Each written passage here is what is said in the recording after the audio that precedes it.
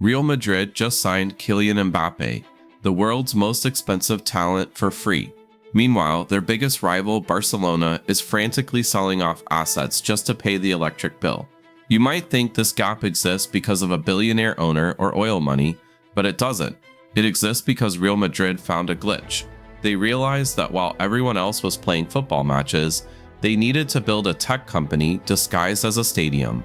We're breaking down the $1.3 billion renovation, the private equity deal that funded it, and the exact revenue levers creating a $1 billion annual advantage. Here's the fundamental problem with the traditional sports business. It is terrible asset management. A football stadium is a capital expense that sits empty and useless for 340 days a year.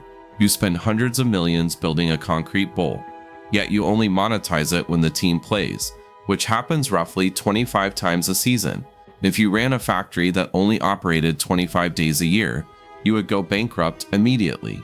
Florentino Perez, Real Madrid's president, looked at the Santiago Bernabeu and didn't see a football pitch. He saw wasted real estate in the middle of one of Europe's wealthiest cities. His solution was the Bernabeu pivot. The vision was to turn the stadium into a 365-day entertainment hub, but there was a massive physical constraint. You can't host a Taylor Swift concert or an NFL game on Tuesday and expect to play elite football on Saturday. The heavy foot traffic and stage equipment would destroy the grass. This is where the engineering marvel comes in. They dug a 30-meter cave under the stadium, a massive underground greenhouse called the Hypogeum. When the match ends, the pitch splits into 6 giant trays. These trays retract underground, stacking on top of each other in a climate-controlled environment. Down there, they have ventilation, irrigation, LED lighting, and even therapy cameras to keep the grass in perfect condition. With the grass safely hidden, the stadium floor becomes a blank canvas. They can install an artificial turf field for an NFL game, a hardwood court for basketball, or a massive stage for a concert without risking a single blade of their matchday grass. They can host a trade show in the morning and a tennis match in the evening. This technology costs a fortune. It's the centerpiece of a total $1.3 billion renovation bill. But you have to look at the investment through the lens of asset utilization. By solving the grass problem, they unlocked a calendar. Instead of 25 revenue days, they are targeting 365. It transforms the business model entirely. Real Madrid is no longer just a football club dependent on winning games to sell tickets. They are a global content platform where the football match is just one of many products. This decoupling is critical because it insulates revenue from on-field performance. In the old model, if the team played badly, revenue dropped. Fans didn't show up and merchandise didn't sell. In this new model, the stadium generates cash regardless of the score. The Taylor Swift fans buying $200 tickets don't care if Real Madrid lost last weekend. The NFL pays their rental fee, whether Real Madrid is first or fourth in the league. This stability is what separates them from every other club. They've turned a variable, risky business into a fixed, high-yield asset. But building a $1 billion underground greenhouse requires massive cash up front. And that's where the financial engineering gets interesting. Most clubs fund renovations with high-interest loans that cripple their transfer budgets for a decade. Arsenal did this with the Emirates. Tottenham did it recently. Madrid took a different route. They executed a masterclass in structured finance known as the Sixth Street deal. In 2022, they partnered with Sixth Street, a massive private equity firm, and Legends, a premium experiences company. Here is the deal structure. Real Madrid sold 30% of the future profits from the stadium's new businesses for 20 years. In exchange, they received $360 million in upfront cash. This is brilliant for 2 reasons. First, it's non-dilutive. They didn't sell shares in the football club itself. They sold a slice of the stadium's operating income.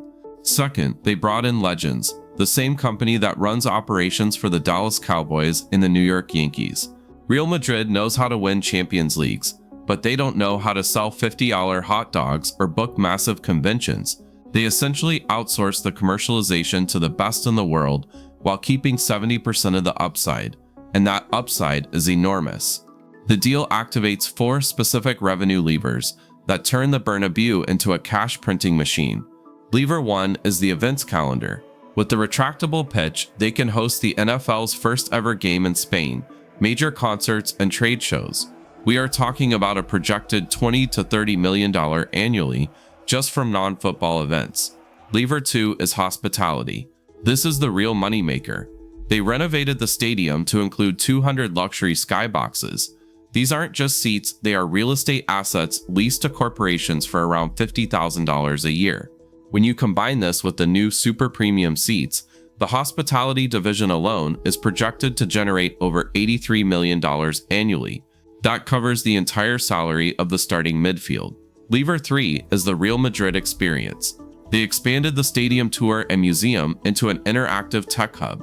It sounds trivial until you look at the numbers. The Bernabeu tour draws over 2 million visitors a year. It generates around $75 million annually. For context, that is nearly triple the revenue of the Prado Museum, Spain's most famous art gallery. The stadium is the third most visited tourist attraction in Madrid, and it costs nothing to run relative to the ticket price. Finally, lever 4 is matchday yield. They implemented dynamic pricing and high-tech concessions to squeeze more value out of every fan. They aren't just selling tickets, they are optimizing yield per seat. All combined, these levers push the stadium-specific revenue to over $400 million per year. That is more than the total revenue of most Premier League clubs. Now, you might assume this flood of cash flows directly into the pocket of a billionaire owner, like the Glazers at Manchester United or Stan Kroenke at Arsenal. But this is the final, most critical piece of the puzzle. Real Madrid has no owner. It is a registered association owned 100% by its members, the socios.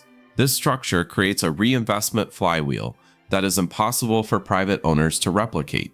In a standard corporate club, the goal is often to extract profit or service the debt used to buy the team. Dividends are paid out to shareholders. At Real Madrid, dividends are illegal. The club statutes mandate that 100% of net profit must be reinvested into the club. There is literally nowhere else for the money to go. It flows into 3 buckets: the stadium, the brand, or the squad. This explains the Galactico strategy. When Florentino Perez signs Jude Bellingham for $100 million or Kylian Mbappé on a massive bonus, it isn't just a sporting decision, it's a capital allocation strategy. These players are marketing assets that drive the sponsorship rates higher. Mbappé sells shirts, but more importantly, he gives Madrid leverage to demand more from Adidas and Emirates. This higher revenue then feeds back into the flywheel to buy the next star. The contrast with their rivals is staggering. Look at FC Barcelona. They are also member-owned, but they failed to monetize their stadium early enough. When their finances collapsed, they had to activate their infamous economic levers. This wasn't clever engineering, it was a fire sale. They sold 25% of their domestic TV rights for 25 years just to register players. They sold long-term assets to pay short-term bills. Real Madrid, conversely, sold a minority stake in a new revenue stream to build a long-term asset. Then look at Bayern Munich. They are the model of prudence, debt-free, member-owned, and profitable. But they lack Madrid's aggression. Bayern focuses on domestic dominance and commercial stability. Real Madrid focuses on global conquest. They push specifically for US expansion and global tech partnerships, driving their revenue to a record $1.185 billion for the 2024-25 season. While other clubs are burdened by owner debt or state-run sports washing accusations, Madrid stands alone. They have a debt-free net equity position. They don't answer to a sheikh or a venture capital fund in Boston. They answer to 90,000 Spanish fans, who demand that every single euro generated by that underground greenhouse goes directly into building the best football team on earth. This creates a self-sustaining cycle of dominance. More revenue leads to better players, which leads to more global fans, which leads to higher sponsorship value, which starts the loop all over again. Real Madrid proved that a stadium shouldn't be a cost center, but your biggest asset. The lesson here is simple. If you want to win in the business of sports, you don't look at the 25 match days. You study how to monetize the 340 days when the field is empty. Subscribe for more breakdowns on the business of winning